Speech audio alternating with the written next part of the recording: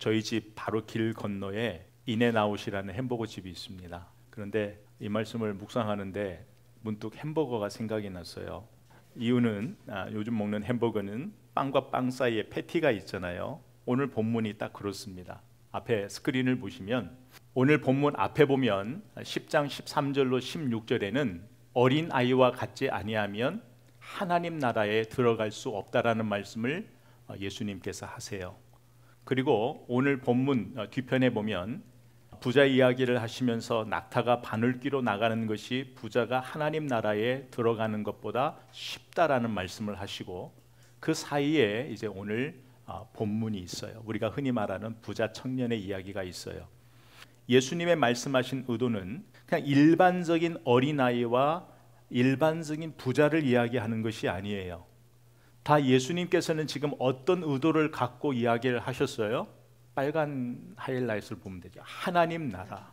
잘 보면 답이 있잖아요. 하나님 나라에 대한 이야기를 하시고 싶어서 예수님이 지금 이렇게 어린아이 부자 이야기를 하고 계시는 거예요. 우리는 이 문제를 풀기 위해서 그 당시 이 어린아이가 가지고 있는 또 이 부자가 가지고 있는 이 대표성을 알아야 돼요. 그 시대에는 농경 사회였어요. 어디 지배 아래 있었어요? 로마 지배 아래 있었어요. 그런데 그 당시에는 농지도 부족했거니와 소장농들이 많았어요. 로마 지배 밑에 있다 보니까 대부분 무엇을 징수했죠? 세금. 부당하게 세금을 징수해서 정작 자기에게 돌아오는 것이 없는 거예요. 돌아온 것이 없었을 때에 이들이 할 수 있는 것은 자기가 가지고 있는 그 자그마한 토지를 저당 잡혀서 돈을 빌리는 거란 말이죠. 그러면 이 돈을 갚지 못하면 이 토지를 빼앗기게 돼요. 그런데 엎친 데 덮친 격으로 그 종교 지도자들, 이 기득권을 가진 사람들은 율법을 자기들의 유익한 대로 해석하고 적용해서 오히려 없고 소외된 자들을 더 힘들게 하는 그런 사회였어요. 그런 사회적 구조 속에서 이 한정된 자원을 가지고 부를 늘리는 것, 부를 축적한다라는 것은 요즘 시대처럼 열심히 노력하면 아이디어만 좋으면 부자가 될 수 있는 사회적 구조가 아니었어요. 대부분 그 시대에는 부를 축적한다라는 것은 우리가 앞에서 설명했던 그러한 부당한 제도들을 이용해서 부를 축적하는 방법이 하나 있었고 또 하나는 아버지로부터 재산을 많이 상속받는 거예요. 그러니까 오늘날처럼 열심히 노력한다고 가난을 벗어날 수 있는 사회 구조가 아니었어요. 그래서 그때는 부자는 계속 부자가 되고 가난한 사람은 계속 가난해질 수밖에 없는 사회적 구조 속에서 부자가 된다? 이건 굉장히 어려운 거예요. 가난한 사람이. 이런 사회적 배경 속에서 오늘 예수님께 한 사람이 찾아온다 이 말이죠. 근데 예수님께서 그 한 사람이 찾아오기 전에 아까 이야기한 대로 어린아이와 부자를 이야기하시거든요. 그렇다면 그 시대의 어린아이는 우리가 생각하는 순진하고 순수하고 이것이 아니라 그 당시의 어린아이는 누구의 도움 없이는 스스로 살 수가 없는 사람이에요. 그래서 성경에서 어린아이와 과부는 누구의 도움 없이 살 수 없는 사람을 대표하는 거예요. 그래서 예수님께서 어린아이와 같지 아니하면 하나님 나라를 갈 수 없다라는 것은 하나님 나라는 너희 스스로 갈 수 없는 거예요. 예수 그리스도의 도움 없이는 예수 그리스도를 통하지 않고는 하나님 나라를 갈 수 없다라는 것을 설명하시기 위하여 어린아이를 대표성으로 세우신 거예요. 그렇다면 그 후에 나오는 이 부자에 대한 개념은 우리가 말하는 이 소유의 개념이 아니에요. 돈이 많은 개념이 아니에요. 예수님이 사용하시는 이 부자의 대표성은 누구의 도움 없이도 살아갈 수 있는, 그 시대의 부자는 누구의 도움 없이도 살아갈 수 있는 사람들이에요. 다시 말하면 이걸 조금 더 확대 해석하면 하나님의 도움 없이도 살아갈 수 있다라고 생각하는 사람을 대표해서 예수님은 부자를 지금 예를 드신 거란 말이죠. 자, 이런 배경 속에서 마태, 마가, 누가복음에 나오는 이 한 사람이 예수님을 찾아옵니다. 마태복음에서는 이 사람을 부자고 젊다라고 이야기해요. 그리고 누가복음에서는 이 사람을 관원이라고 해요. 이 관원이라는 이 단어는 통치자, 지도자라는 거예요. 그러니까 이 젊은 사람은, 이 사람은 그 누구도 부럽지 않는 모든 조건을 다 갖춘 사람이에요. 모든 조건을 다 갖춘 사람이, 마치 요한복음 3장에 나오는 니고데모처럼 모든 것을 다 갖춘 사람이에요. 이 사람이 지금 예수님을 찾아온 거예요. 무엇 때문에? 이 땅에 살아가는 모든 사람이 해결해야 되는 가장 근본적인 중요한 문제를 가지고 예수님을 찾아왔어요. 인생에서 가장 중요한 질문은, 여러분, 사람이 살면서 죽음 이후에 대한 불안감을 다 가지고 있어요. 죽음 이후에 내가 어떤 확신을 가지고 있느냐에 따라서 지금의 삶이 달라져요. 지금의 삶의 가치가 달라진다고요. 그러니까 그런 의미에서 이 부자 청년은 인생에서 가장 중요한 질문을 가지고 예수님을 찾아왔어요. 오늘 말씀해 보면 그 질문의 내용이 뭐냐면 영생에 대한 거예요. 그리고 이 질문하는 자세를 보면 꿇어 앉아, 이 두 모습을 보면 질문과 이 질문자의 태도를 보면 부족함이 없어요. 물론 내가 무엇을 하여야 영생을 얻을 수 있습니까? 라고 이야기했을 때 이 얻으리까 라는 이 자체가 우리나라 말은 그냥 이해가 쉽지만 원어에 보면 사실 앞뒤가 안 맞는 이야기거든요. 여하튼 간에 이 질문에 예수님께서 뭐라고 말씀하냐면, 네가 나를 어떻게 선하다 이야기하느냐라고 반문하면서 선은 오직 하나님께 속해 있다라고 말씀하면서 19절에 네가 계명을 안 하니 살인하지 말라, 간음하지 말라, 도둑질하지 말라, 거짓 증언하지 말라, 속여 빼앗지 말라, 내 부모를 공경하라. 10계명 후반부에 나오는 말씀이잖아요. 이 말씀을 이야기하자 이 젊은 청년이 내가 이것은 어렸을 때부터 다 지켰습니다. 그러니까 마태에 따르면 내가 이 부분에는 부족한 것이 없습니다 라는 거예요. 그런데 지금 이 부자 청년이 한 예수님께 한 이 질문에 굉장히 오점이 있는 거예요. 본질을 떠난 질문과 답을 이 청년이 지금 하고 있어요. 지금 이 청년은 영생에 대한 자기만의 생각을 가지고 있어요. 그러니까 영생을 하나님의 은혜가 아니라 내가 무엇을 해야 얻을 수 있는 영생의 자격을 논하고 영생의 조건을 지금 논하고 있습니다. 이것을 확인받고 싶었던 거예요. 또 하나는 내가 이 모든 것을 다 지켰다라는 거, 이 조항들을 다 지켰단 말이죠. 그런데 이 계명이 품고 있는 진짜 본질적인 의미를 놓치고 있던 거죠. 이 본질적인 의미는 예수님께서 산상수훈을 통해서 이미 말씀하셨잖아요. 살인하지 말라, 형제에게 노하는 자마다 이미 심판에 이르고, 간음의 문제도 여자를 보고 음욕을 품는 자마다 간음했고, 요한일서 3장 15절에 보면 형제를 미워하는 자마다 살인하는 자니. 그러니까 이 계명이 진짜 숨은 의도를 예수님이 다 설명해 주셨단 말이에요. 그러니까 이 계명들의 모든 계명들의 핵심적인 본질은 뭐냐면 사랑이란 말이에요. 누구에 대한? 이웃사랑이란 말이죠. 그러니까 예수님은 단순히 이 조항들을 지키는 수준이 아니라 왜 살인을 하지 말아야 되고, 간음하지 말고, 도적질하지 말고, 거짓 증언하지 말고, 속여 빼앗지 말고, 네 부모를 공경하라는 이 본질적인 것이 뭐냐면 사랑하니까, 형제를 사랑하니까 살인할 수 없는 거고, 형제를 사랑하니까 미워할 수 없는 거고, 형제를 사랑하니까 형제에게 거짓 증거를 할 수 없고 형제 것을 빼앗을 수 없다라는 거예요. 다시 말하면 그 시대에 형제를 정말 너희들이 사랑한다면, 형제를 정말 사랑한다면, 이 계명의 본질적인 것을 네가 진짜 이해하고 있다면 어떻게 형제의 것을, 형제의 소유를 부당하게 착취할 수 있느냐라는 질문이란 말이죠. 여러분, 이 청년은 종교적인 삶은 정말 보이는 것은 완벽했습니다. 여러분, 사람이요, 하나님 말씀의 그 본질적인 것을 모르면, 특별히 영생에 대한 확신이 없으면 자꾸 종교적인 열심에 빠질 수밖에 없어요. 여러분, 바울이 그랬잖아요. 바울이요, 예수님을 만나기 전에는 헛된 것에 열심을 품었잖아요. 핍박하는 데 열심을 품었어요. 그러나 바울이 예수님을 딱 만나고 빌립보서 3장 6절 말씀에 보면 내가 율법으로는 흠이 없다라고 이야기를 해요. 그러면서 이 부자 청년이 몰랐던 이야기를 빌립보서 3장 9절에 이야기해요. 뭐라고 이야기하냐면 내가 가진 의는 율법에서 난 것이 아니요 오직 그리스도를 믿음으로 말미암은 것이니 곧 믿음으로 하나님께로부터 난 의라. 그러니까 이 부자 청년이 바울처럼 율법에 대해서는 흠이 없을 수 있었지만 그 다음 단계를 놓쳤던 거죠. 그러니까 예수님께서는 이 부분을 정확히 말씀하시면서 그 문제를 풀어가셔요. 그러면 예수님께서 하신 이 말씀 속에, 이 질문 속에, 예수님의 답 속에 그 청년이 무엇을 놓치고 있는지를 우리가 한번 볼 수 있어요. 예수님께서는 어떤 답을 주시냐면 21절의 말씀이에요. 예수께서 그를 보시고 사랑하사 이르시되 네게 아직도 한 가지 부족한 것이 있다. 가서 네게 있는 것을 다 팔아 가난한 자들에게 주라. 그리고 와서 나를 따르라 하시니 라고 말씀하시거든요. 여기서 너에게 부족한 것이 있다라는 거예요. 그 부족한 것이 뭐냐면 네게 있는 것을 다 팔아 가난한 자들에게 주라. 이거 충분히 고민할 수 있잖아요. 우리에게도 얼마나 이것이 쉽지 않은 문제예요.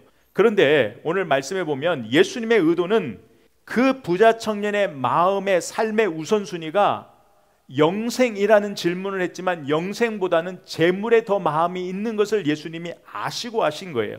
그래서 예수님께서 이 말씀을 하신 의도는 뭐냐면 하나님의 도움 없이도 살 수 있다라는 그 생각을 포기하라는 거예요. 네가 가지고 있는 그 재물이 나에게로 오는데 장애물이 되고 있다라는 거예요. 너의 삶의 참 주인이 누구인지를 바로 알라라고 하신 말씀이에요. 다시 말하면 네가 지금까지 의지하고 살았던 그 대상, 그 물질에서 너의 삶의 참 주인, 의지의 대상을 물질에서 하나님으로 바꿀 수 있느냐라고 하신 질문이란 말이죠. 이 질문에 이 청년이 이제 고민하기 시작한 거예요. 또 하나 예수님께서 어떤 답을 주시냐면 나를 따르라 라고 말씀하셨어요. 그리고 와서 나를 따르라 라고 말씀하세요. 예수님께서 주라 따르라 이 두 가지의 답을 주시거든요. 요구하시거든요. 그런데 예수님께서는 나를 따르라 라고 하신 그 이유가 있어요. 그것은 예수님이 이 땅에 오신 목적을 말하는 거거든요. 제가 한 세 구절만 가지고 왔는데 우리가 잘 아는 말씀대로 요한복음 3장 16절에 보면 하나님의 세상을 이처럼 사랑하사 독생자를 주셨으니 그를 믿는 자마다 멸망치 않고 영생을 얻게 하려 하십니다. 요한복음 10장 10절 말씀에 보면 내가 온 것은 양으로 무엇을? 생명을 얻게 하려는 것이다.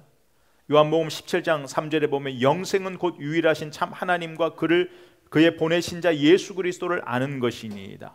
지금 예수님께서 영생이라는 것을 인생의 가장 중요한 질문을 하고 있는 그 청년에게 답을 주셨는데 그 하나님께로 가는 하나님의 나라로 가는 영생으로 가는 길이요 진리요 생명 대신 그 예수님께서 답을 주고 계시는 거죠. 근데 그 예수님으로부터 답을 듣고도 이 청년은 어떻게 해요? 근심하고 가요. 무엇 때문에? 재물 때문에. 재물 때문에 슬픈 기색을 띠고 근심하며 가니라.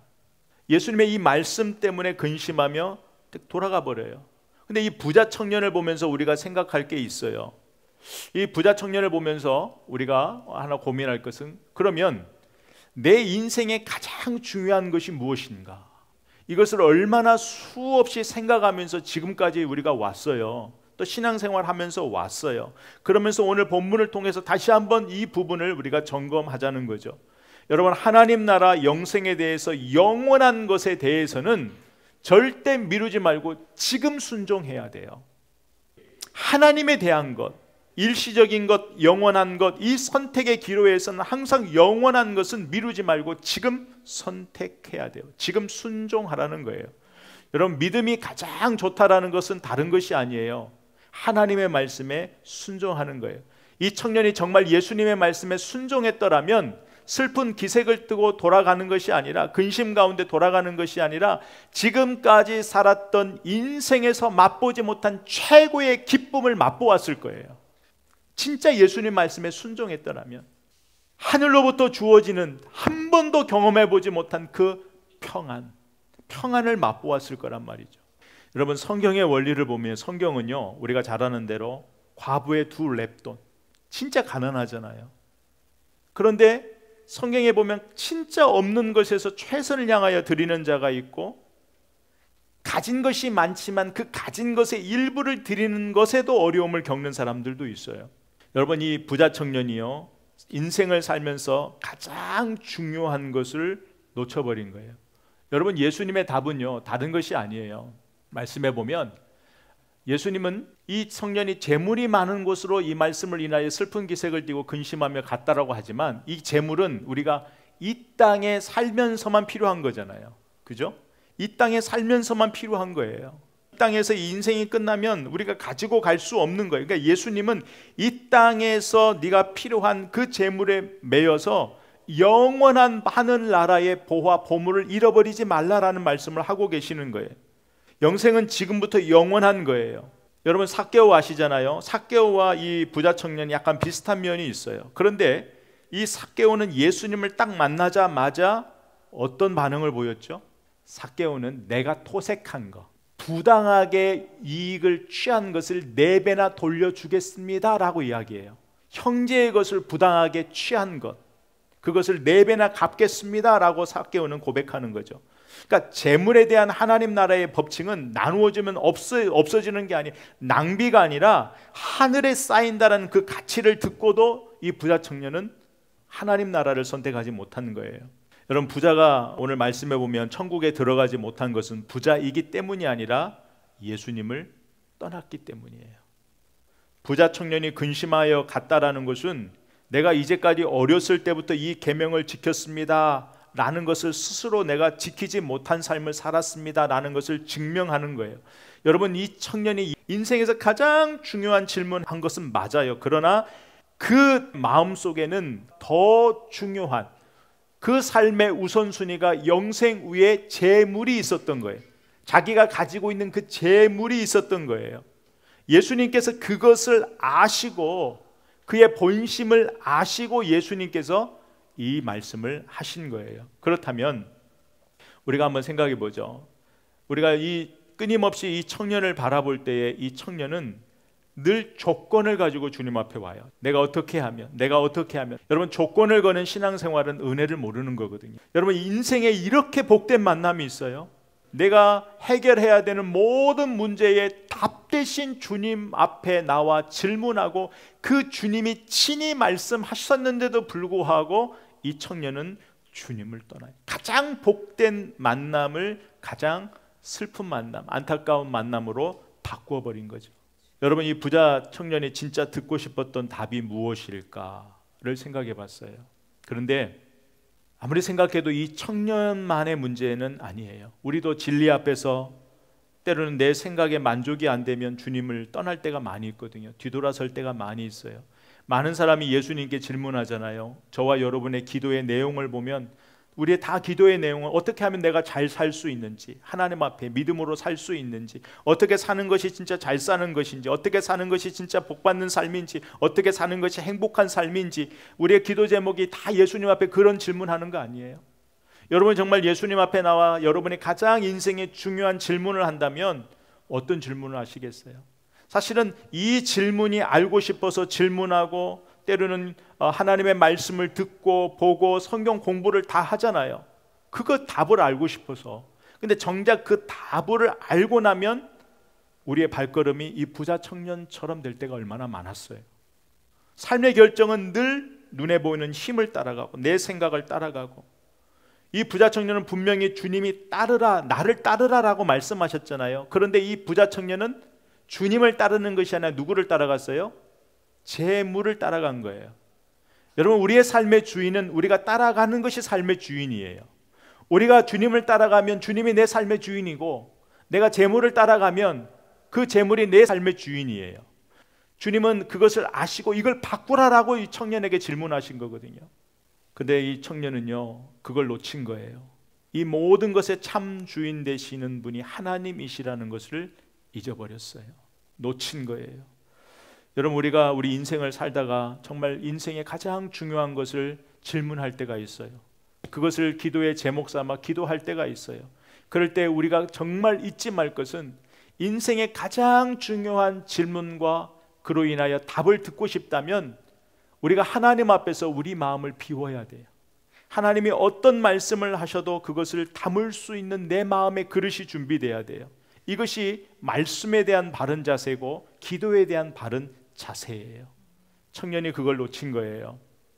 우리가 오늘 말씀을 좀 매듭 지을게요. 매듭 지으면 제가 오늘 이 말씀을 이렇게 쭉 마무리하고 스스로 적용하면서 톨스토이의 세 가지 질문이라는 그 단편이 있어요. 톨스토이가 인생의 오후 70이 넘어서 쓴 단편인데 여기에 보면 세 가지 질문이 나와요. 그런데 거기에 중간 내용은 다 생략하고 세 가지 질문이라는 것은 이제 한 왕이 인생에서 가장 중요한 그 질문을 하고 그 질문에 대한 답을 얻고 싶어서 상금을 걸어요.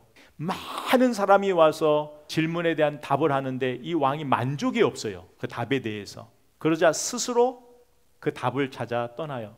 어떤 현인을 만나게 되는데 어디서 이 답을 얻게 되냐면 그 일상, 아주 평범한 그 일상에서 그 답을 얻게 돼요. 그 세 가지가 뭐냐면 첫 번째 질문이 내 인생에서 가장 중요한 시간은 언제인가? 내 인생에서 가장 중요한 시간은 언제인가? 여러분 언제인 것 같아요? 지금이에요. 답을 너무 잘하셔요. 두 번째는 내 인생에서 가장 중요한 사람은 누구인가? 다 여기하고 연결돼요. 지금 함께 있는 사람. 지금 함께 있는 사람. 세 번째, 내 인생에서 가장 중요한 일은 무엇인가? 다 연결이 되어 있어요. 지금 함께 있는 사람에게 선을 행하는 거예요. 제가 왜 이 책에 이 세 가지 질문이 생각났냐면 오늘 말씀과 너무 적용이 잘 되는 거예요. 여러분 오늘 말씀을 오늘 이 질문과 적용해 보면 이 부자 청년은 이 세 가지를 다 가장 가까이에 있었는데 다 놓쳐버린 거예요. 이 부자 청년에게 가장 중요한 시간, 가장 중요한 질문을 예수님을 만났잖아요. 그 예수님을 만난 그 지금을 놓쳐버린 거예요. 자기에게 영생을 줄 수 있는 그 모든 답이 되시는 주님을 떠나버린 거예요. 지금 자기와 함께 있는 예수님을 떠나버린 거예요. 그리고 그가 뭐라고 얘기했어요? 어려서부터 다 지켰습니다. 그런데 예수님께서는 뭐라고 그러셨어요?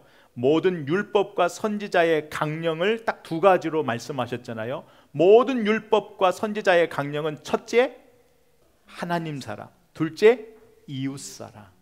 왜 우리가 십계명을 예수님이 다 말씀하지 않고 왜 그 후반부의 계명만 말씀하실까요?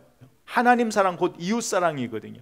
그러니까 그가 가장 중요한 일을 예수님께서는 말씀하신 거거든요.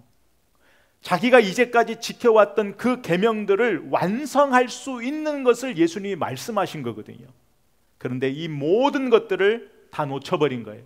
이 부자 청년은 그 예수님과 함께하는 지금을 놓쳐버렸고 예수님과 함께하는 그 시간을 놓쳐버렸고 예수님께서 말씀하신 가장 귀하게 보는 선, 사랑이라는 것을 놓쳐버린 거예요. 여러분 우리는 어떻습니까? 우리도 그렇잖아요. 우리 인생 가운데 가장 중요한 시간은 언제예요? 저와 여러분에게 가장 중요한 시간은 지금이에요. 우리에게는 내일이 없어요.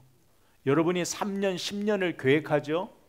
그러나 그날도 그날이 되면 오늘, 우리는 끊임없이 오늘을 살아갈 수밖에 없는 인생이에요. 그렇다면 그 지금 우리와 함께하고 있는 이 사람들을 주의 이름으로 사랑하고 주의 이름으로 함께 나누는 것, 사랑하는 것, 이것이 진짜 우리 주님이 우리에게 원하시는 거예요. 그것을 위해서 우리에게 가정을 허락하시고 우리에게 이 교회를 허락하시고 우리의 삶을 허락하신 거예요. 이것이 예수 잘 믿는 거예요.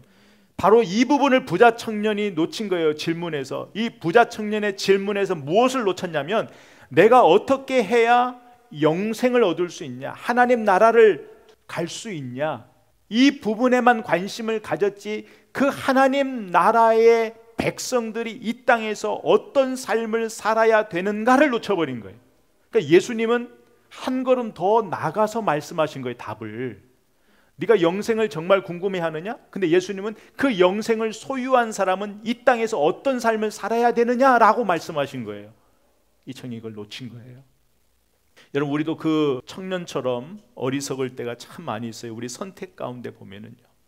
또 하나는 뭐냐면 인생에서 가장 중요한 시간은 지금이에요. 지금 함께하는 사람을 주의 이름으로 사랑하고 주의 사랑으로 함께 나누는 것.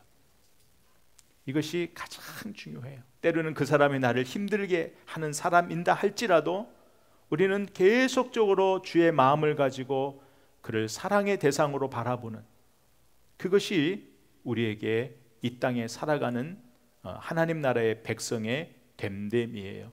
또 하나는 나를 따르라는 이 말씀이, 부자 청년은 주님을 따르지 않고 재물을 따라간 거예요.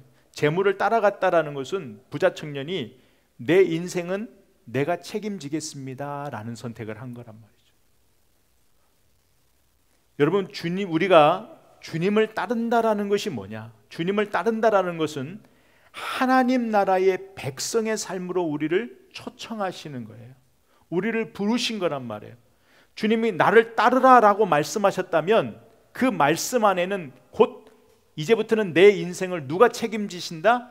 예수님이 책임지시겠다라는 것이 숨겨져 있는 거예요.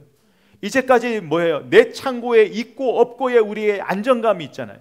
내 주머니에 있고 없고가 우리의 삶의 안정감을 좌우하고 있잖아요. 삶의 행복을 기준을 가지고 있잖아요. 내가 무엇을 갖고 있냐 없냐에. 주님이 그것으로부터 벗어나라는 거예요. 이런 불안정한 세상의 평안이 아니라 내가 하늘의 것으로 너를 책임지고 내가 하늘의 것으로 너에게 채워주겠다라는 예수님의 선언이 뭐냐면 나를 따르라라는 거예요. 이제부터는 네 힘이 아니라 내가 주는 은혜만으로 살 수 있다라는 걸 가르쳐 주시기 위하여 나를 따르라라고 말씀하신 거예요. 근데 대부분의 사람들이 주님의 이 은혜로운 초청을 다 거절하고 내 삶은 여전히 내가 책임지겠습니다라는 것으로 끝나버려요.